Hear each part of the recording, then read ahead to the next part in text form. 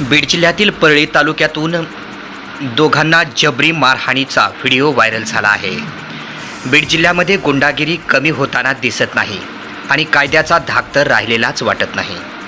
त्यामुळे लोक फिल्मी स्टाईलने भर दिवसा अशा प्रकारे मारहाण करताना दिसत आहेत। बीडच्या परळी तालुक्यातील आणखी एक मारहाणीचा संगनमताने भर रस्त्यावर मारहाणीचा फिल्मी स्टाईल व्हिडिओ व्हायरल झाला आहे।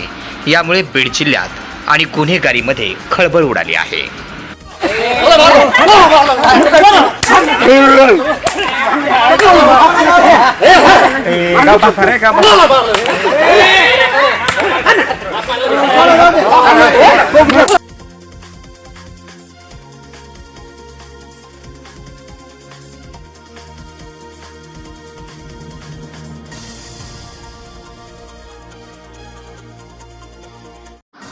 अंबाजोगाई तालुक्यातील घाटनांदूर येथे भर रस्त्यात तीक्ष्ण हत्याराने एकाचा खून करण्यात आला आहे।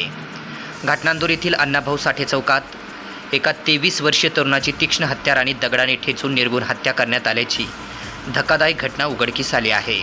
ज्ञानेश्वर वाकडे वय 23 राहणार पट्टी वडगाव असे या मृत तरुणाचे नाव असून या जीवघेण्या हल्ल्यात त्याचा मित्र गंभीर जखमी झाला आहे। भर रस्त्यात घडलेल्या या रक्तरंजित घटनेमुळे परिसरात मोठी दहशत पसरली असून नागरिकांमध्ये तीव्र संताप आणि असुरक्षिततेची भावना निर्माण झाली आहे।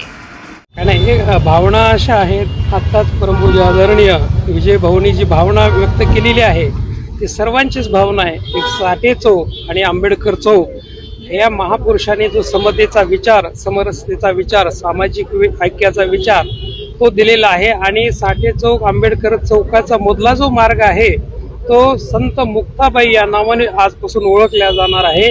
समतेच्या विचाराबरोबर शांतीचा विचार देणारा हा मार्ग म्हणून निश्चितच याचं स्वागत करत आहे। म्हणून मी आपल्या भाऊंच्या पुढाकाराने संत महात्म्यांच्या सत्संगातून हा जो नामकरण सोहळा संपन्न होतो आहे त्याचं मी आणि बाळनाथ माऊली संस्थान यांचं सहर्ष स्वागत करतो आहे। आणि असे सामाजिक समरसतेचे, सामाजिक विचाराचे, सामाजिक ऐक्याचे प्रोग्राम आपल्या सर्वांकडून एक शांतीचा संदेश देणारे सर्वांकडून घडावे अशा हार्दिक शुभेच्छा देतो। नवगण राजूर येथे नदी खोलीकरण रुंदीकरण कामाचा आमदार संदीप क्षीरसागर यांच्या उपस्थितीत शुभारंभ करण्यात आला। बीड मतदारसंघातील नवगण राजूर येथे नदी खोलीकरण व रुंदीकरण कामाचा शुभारंभ बीड मतदारसंघाचे आमदार संदीप क्षीरसागर यांच्या हस्ते झाला। यावेळी विविध पदाधिकारी, कार्यकर्ते आणि ग्रामस्थ मोठ्या संख्येने उपस्थित होते। नदी खोलीकरण रुंदीकरणाच्या या कामामुळे पावसाचे पाणी साठवण क्षमता वाढण्यास मदत होणार असून भूजल पातळी उंचावण्यास आणि परिसरातील शेतकऱ्यांचा त्याचा लाभ होण्याची अपेक्षा व्यक्त करण्यात आली। या कार्यक्रमात उपस्थित मान्यवरांचे जलसंधारणाच्या दृष्टीने अशा कामाचे महत्त्व अधोरेखित केले। शुभारंभानंतर उपस्थितांनी कामाची पाहणी करत लवकरात लवकर दर्जेदार पद्धतीने काम पूर्ण करण्याचे आवाहन केले। बीड श्रीसळा राज्य महामार्गाचे काम सध्या सुरू आहे। मात्र या कामादरम्यान गुत्तेदाराचा कथित निष्काळजीपणामुळे नागरिकांना मोठ्या त्रासाला सामोरे जावे लागत असल्याची तक्रार वाहन चालकांकडून होत आहे। रस्त्यावर नियमित पाणी फवारणी होत नसल्याचा आरोप करण्यात येत आहे। त्यामुळे बस, ट्रक, हैवा आणि टेम्पो यासारखी मोठे वाहने गेल्यानंतर मोठ्या प्रमाणात धूळ उडते। या धुळीचा सर्वाधिक फटका दुचाकीस्वार, ऑटो रिक्षा चालक व इतर लहान वाहनधारकांना बसत आहे। धुळीमुळे काही वेळा समोरील वाहनही स्पष्ट दिसत नाही। त्यामुळे अपघाताचा धोका वाढत असल्याची भीती आता वाहन चालक व्यक्त करत आहेत। तसेच या धुळीमुळे परिणाम नागरिकांच्या आरोग्यावर होत असल्याचे सांगितले जात आहे। बीड जिल्ह्यातील घाटनांदूर येथे एका व्यक्तीचा खून करण्यात आला आहे। बीड जिल्ह्यातील खुनाची मालिका सुरूच आहे। बीड जिल्ह्यामध्ये गुन्हेगारी थांबायचं नाव घेत नाही। पुन्हा एकदा अंबाजोगाई तालुक्यातील घाटनांदूर येथे एकाचा निर्घृण खून करण्यात आला।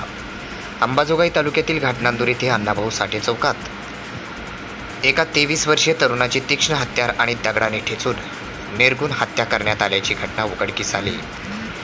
ज्ञानेश्वर उत्तरेश्वर वाकडे वय 23 वर्ष राहणार पट्टी वडगाव असे या मृत तरुणाचे नाव आहे।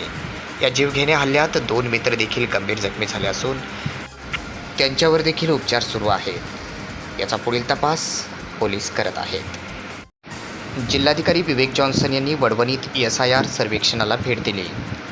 बीड जिल्ह्याचे जिल्हाधिकारी विवेक जॉन्सन यांनी वडवणी येथे सुरू असलेल्या SIR सर्वेक्षणाला भेट देत प्रत्यक्ष जाऊन त्या ठिकाणी पाहणी केली आहे।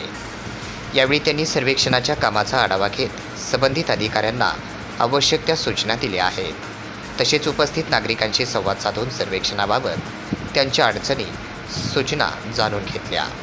सर्वेक्षणाचे काम अचूक, पारदर्शक आणि वेळेत पूर्ण करण्याच्या सूचना त्यांनी संबंधित यंत्रणेला दिल्या.